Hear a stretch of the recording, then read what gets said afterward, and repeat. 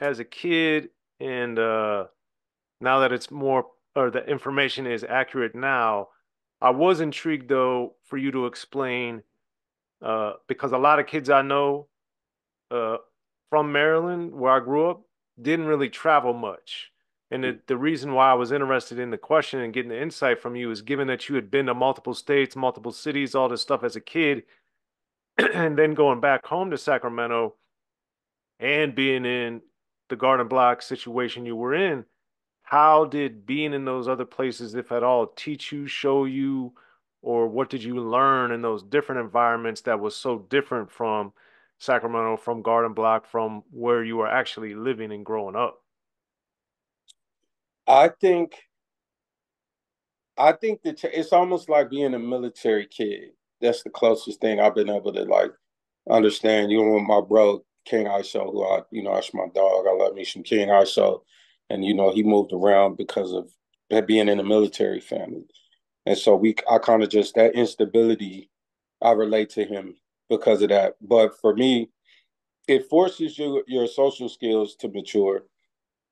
It can definitely cause you to have some negative experiences because being the new person, especially being a new kid with no adult supervision, can create opportunities where you kind of always in the defensive position.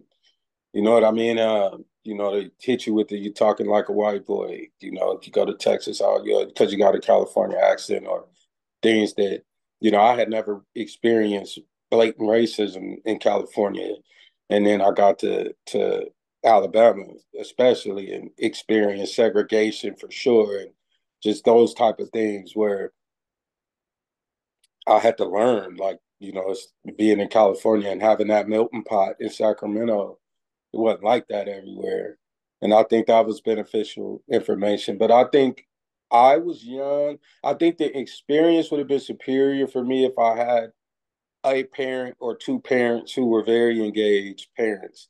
And I could have learned a lot more. But the way that I did it, there were elements of abandonment involved in what I was experiencing as a child. And it was through work years later doing step four and lifestyle addiction programs, doing my step four inventory where I learned that, or learning Eric Erickson's work and Abraham Maslow's work, finding out that gross negligence or neglect, or if you are as a child, if you move this many times, if you live in this many cities, if you go to this many schools, that this legally qualifies as gross negligence and child abuse. Those are things that I had to learn and come to terms with because I didn't have the most positive experiences being absent of supervision inside of places that were technically, I was a refugee. I was, uh, I was not from those places. And so, yeah, for me, I think you can hear that when I got back to California and I started writing, because I wrote all of Psychoactive in Sacramento. Niggas in Black was written as a whole in Sacramento as well, subhanAllah. So I personally, I think, had a lot of anger and a lot of resentment, and it informed Psychoactive the way it did, very much so. Yeah, that Well, was kind of what I got out of it. well, the thing too, when you were incarcerated and we would write each other, the thing that I remember thinking about, which probably made my memory get messed up a little bit, was that I remember thinking when I heard Psychoactive, you had, to me, it sounded like a Southern accent a lot, Hmm. especially on several songs. It wasn't just here or there. It was like, Yeah. so then when you were telling me that stuff when we would write, I remember like, oh, that maybe makes more, and I wasn't talking to you, we were literally writing letters. Hmm. But I remember thinking like, oh, that makes more sense now when I listen to Psychoactive because it's like, well, he spent time in the South, a lot of time, and he was A lot. there. So Yeah, anyway, that definitely had a lot to do with it. I think I'm gonna say this culturally. I as an adult, I'm appreciative of my experiences there, and obviously, I love my father. And my father, although my father did not know what to do with a child, being exposed to him as his leadership style and his style of existing definitely saved my life. Because I've been in circumstances in my life where the things that I did learn from him through observation impacted my judgment in a way that technically is the reason I'm sitting here now, free, in my right mind. But I feel like my father, by they say more is taught than caught, more is caught than taught. One of my mentors told me that your child is going to catch more of what you do than what you say. And I just, my father was a G, and he moved the way he moved, and generational curses are real. So he definitely had, he was raised in a way where there was not a lot of attention from an adult. If you weren't bleeding and the police didn't come to the house and we knew where you were when the lights came on, it didn't matter what you did from 7 a.m. to 6:30 p.m. and 7 p.m. It didn't matter. And so I think the independence, the awareness of how to protect myself, that it was necessary to protect myself, being able to defend myself physically. I think the way my father walked, all that, the way he spoke, his interaction with women, I feel like my pops taught me a lot without saying a lot to me specifically about what he was trying to teach me. So I'm grateful for it. And I got family in Pritchard, Alabama, and it's good people there. But just as a child, I required a lot more adult participation. I needed more. And as a result of not having it, I ended up in the circumstance that I was in. Yeah. Well, with your dad and the women angle of it, because as I mentioned, was still shooting, but you did it on several songs earlier in your career, breaking down the difference between a hoe and a woman from your perspective. So, Mm-hmm.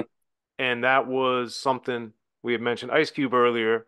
He said that and noted that on a bitch is a bitch as well. But Yep. what for you was it so important or noteworthy that you wanted to mention it and do it on multiple songs too? I think that's one of those. Every single bitch is the other prime example early on that I remember. It is, which is heavily influenced by Ice Cube and N.W.A. Really, more that one was more. I don't know who wrote what is it, Hotel Motel Holiday Inn on Niggas for Life. Yeah. Every single man got a price to pay. But I'm not for the end of N.W.A. Find them, F them, and flee. Right. So on that, I actually that song was the influence that made me end up doing every single bit. That's where that came from. Yeah, that's what informed it. And so I think I believed I felt that way walking around, living at the time I was in on Reza Avenue and Stockton Boulevard in South Sacramento. And we're in the projects, and inside of that particular community, that's what I saw. I saw it. The homie go to jail. I see his girl messing around. I see the homie come home, and there they go again. He beat up this dude, that dude, and it's like he reclaimed his creature. I'm like, there you go. Like I watched that happen outside my window. So it goes back to that thing we talked about where the parallels from the music was close enough to the reality for it to be real, even though it was it was fact and fiction. So yeah, I think that's what informed me was other hip hop and the big brothers that I was listening to, or the fathers, the forefathers, and my perception of the world and what my experiences were. And I was just regurgitating that through the perception of a 16-year-old when I wrote that song. 16 years old. Hmm. So how, because on the one hand, you have this breakthrough, on the other hand, you get your freedom taken away pretty much back to back. Um, Mhm. with the how looking back, how did you and how were you able to process that and then be able to sustain yourself without going crazy? By going crazy. So like I think there was that thing we talk about with the human brain trying to put a barrier between your spirit and trauma. And so my response to all of that was to be even more X-rated. I am even more so this. Now, our character is the wrong word, but like because X-rated wasn't necessarily a rapper thing at that point. It was, that's who I was on the block. The homies called me Big X-rated Luck. That's what it was. And so I think that what I did is just focus so completely on hip hop as a place to put my spirit and sit it there while I was dealing with this traumatic experience and being able to process that from the perspective of the harm that my family has suffered and the harm that this other family has suffered. All these things that were very large subjects to have to chew through and work your way through as a 17-year-old child. And so I just focused on being a dope MC and writing songs and having ideas. It just was so much focused on the creative aspect. And then I would have to go to court. And then that would be the moment of reality. And then come back from that and essentially block it out by going right back into the notebook and writing rhymes and jumping on the phone and letting the homie say, like, this what I got, or rapping with Lynch. Like, yo, I just wrote something dope, blam, blam, blam, this what I got. I lived it.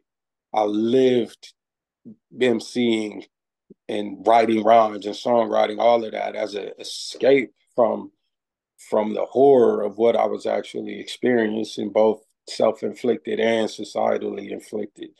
And I think Dr. Markle, um, the Holocaust survivor, wrote about how when there's nothing else left, when he was in the concentration camp, he was saying the one thing that he just was never willing to give up was his brain, his thoughts, that they couldn't have that and they couldn't have it. He wouldn't allow him to break his spirit. Whatever happened to his body, whatever starvation whatever he experienced, he wasn't willing to give him his mind. It was years later when I was able to understand my own, implement that into my life, that my mind and my spirit are still free. They still belong to me. Because there comes a point where the actions of the 17-year-old me had incarcerated the 30-year-old me, you know? The 35-year-old me who can't even relate to that 17-year-old child intellectually or spiritually is still suffering the consequence of the action of that child.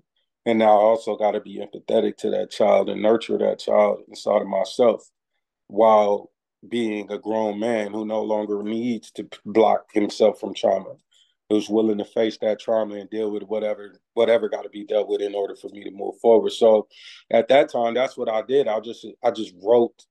I was writing Season of the Siccness, which because Black Market not believing I was ever coming home, Lynch's album gets named Season of the Siccness, but that was actually the name of Exorcist. So Exorcist became Exorcist because they used the name Season of the Siccness for Brother Lynch's album. So like that was my album title. And so I'm writing Exorcist, Season of the Siccness that became Exorcist, and just focused on that and working with Lynch and, just trying to be dope and G'd out and go to court and survive that too, like whatever. So it was just work out the body and work out the ink pen, be as dope as I could be. And that was how I lived my life for probably a decade straight, 10 years straight before I started um, focusing on education and other things in my maturation process. By the time I was about 27, that 25-year-old brain development thing is a real thing. So I had to hit the age of 25 to start feeling like, man, this ain't, I've been living this particular life this way, living my life this way for all 8 years at that point. Uh, and it's like, this ain't it. But then it's, what do you do about that? What do you do? And so it took years to develop the courage to understand what you do and to have the exposure to the people who could communicate to me what they felt like I needed to do, and me respecting them enough to implement some of what they said, what they suggested, which is like the Menendez brothers getting me to start getting into education and self-help and things like that.